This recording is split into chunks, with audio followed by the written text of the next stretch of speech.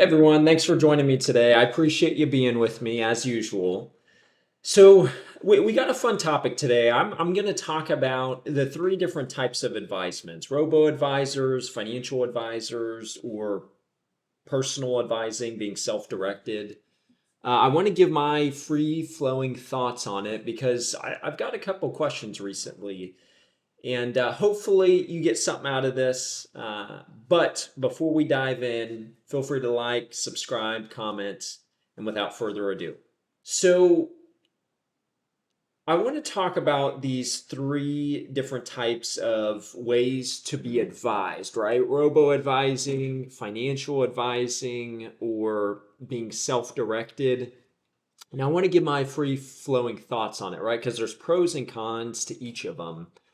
Uh, So let's start with the newest one, robo advising, right? It's hit the scene. I mean, it's been around for a little bit, right? But it's out of the three, it's the newest, and it will continue to develop, as my thoughts. But there will be a ceiling that it hits, and I want to talk about that. So when it comes to robo advising, keep in mind advisors use if they're not using AI and some types of robo advising applications, they're behind the eight ball, right? And this is only going to progress.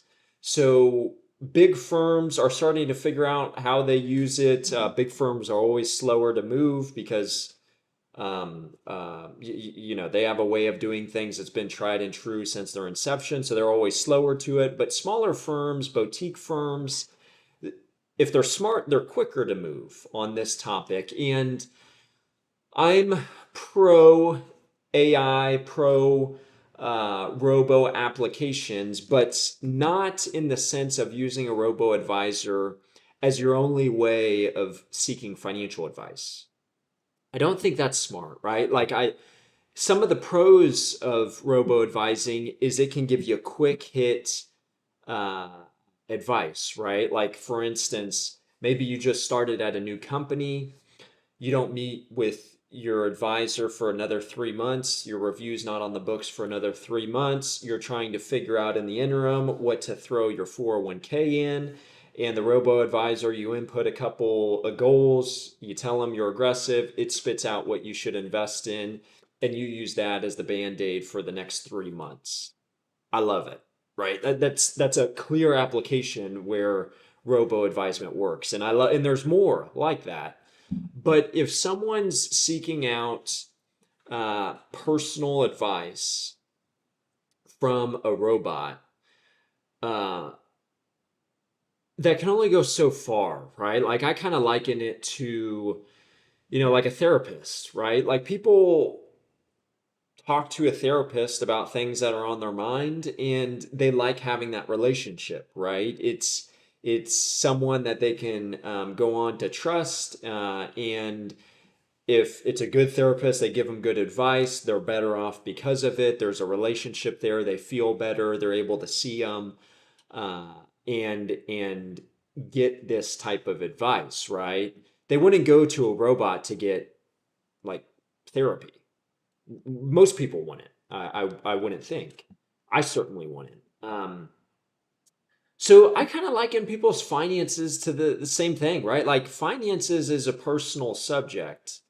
You got these pillars in life that are just personal, right? And you want to seek out advisement. You got, your spiritual pillars, your professional pillars, you got your mental pillars, you got your physical being, your physical pillars. You got your relational pillars, your relationships with family, friends, spouses, kids. And then you got your financial pillars, right? You got these six pillars. Usually people want to try to improve in them, right? And they seek out mentors or advisors to elevate their game in the subjects. And I think that's a good idea. So when it comes to people's finances, you only get so far with a robo advisor, right? And you'll butt up into this situation where you want more personalized advice. And I think your finances will come out ahead for that, right? You'll feel better. You'll have a relationship with someone. Um, You'll get advice if it's a good advisor that's above and beyond, right? It's not just a one size fits all. It's personalized, and they'll help you uh, do things that or count or prevent you from doing things that aren't in your best interest, right? For instance, robo-advisor can't stop you from being nervous that the market's going down and making an irrational decision and selling your investments at a loss, right? A robo-advisor can't help you safeguard that situation. And a financial advisor can't, right? And that's just one of many applications. So, needless to say, robo-advisement, these AI type of tools, I love it. And they're tools on the tool belt is the way that I view it. Now, financial advising, I like this as well, right? I'm pro financial advising, obviously. I guess I'm biased, but uh, when it comes to financial advising, this is a changing landscape, right? Like back in the day, you had these different professionals. You had like insurance only professionals, the insurance agents, you had stockbrokers. Believe it or not, people would call you up, try to pitch you the next stock and try to sell you on the spot. It's crazy for me to think about that this day and age, but that's what it was, right? And in these finance professionals, these sales professionals, it started evolving where now you look at it and if you're not trying to help in all these areas, you're really doing your client a disservice, right? Like for instance, I come from background at Northwestern Mutual. They started as an insurance only company. Today, they do a bunch of different stuff, investments, financial plans. They realized, hey, if we only stick with insurance, we're behind the eight ball. We need to provide comprehensive services.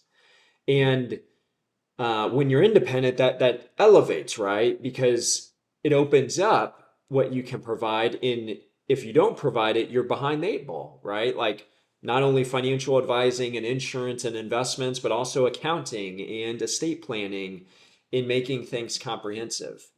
And it's getting away from the sales, the commissions, the products to this day and age, and it's going to become more prominent. Advisors getting compensated per advice, right? Them billing fees, and that's how they get compensated. And clients are better off knowing that, there's no hidden incentives for their advisors. They're not getting commissions or fees off of certain products. It's just super transparent. And that's going to keep on evolving in that direction. So the landscape of financial advising is changing for the better. The deliverable is only becoming better and better for clients. Now, if you're self-directed, there's pros and cons to this. And a pro is obviously there's no cost, right? Like there's no cost to doing things on your own. No cost in terms of a dollar that you expend. But there is cost to not knowing, right? There is cost to not knowing. And this advisor told me one time, this great advisor told me one time something that I'll never forget. He said, uh, it was something of the nature. He said, if everyone knew what they had to do, they would never do it. Right? So you keep that in the same vein. There's costs of not knowing. And if you did know what you had to do, you would never do it because it's so much work. Right? And sure, I have no doubt that you can study this stuff hours in the morning, hours in the evening, hours on the weekend, and study this stuff, gain the knowledge, and actually execute on doing things properly. But who wants to spend their retirement doing that? Right? Is my thoughts. And there's some people that do want to spend their retirement doing that. And if you get energy from doing it, do it, right? But if you're that person, maybe you would also benefit from a soundboard that might know more than you on the subject, right? It's it's my thoughts. So there's definitely pros and cons to being self-directed, but my thoughts are when it comes to the costs of not knowing or um, having that soundboard that's more knowledgeable on the subject than you are, I think those are costs that will elevate your financial position over time, right? Above and beyond the costs.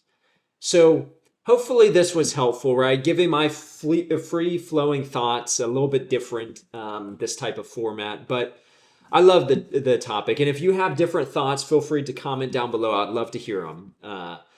But hopefully helpful. And until next time.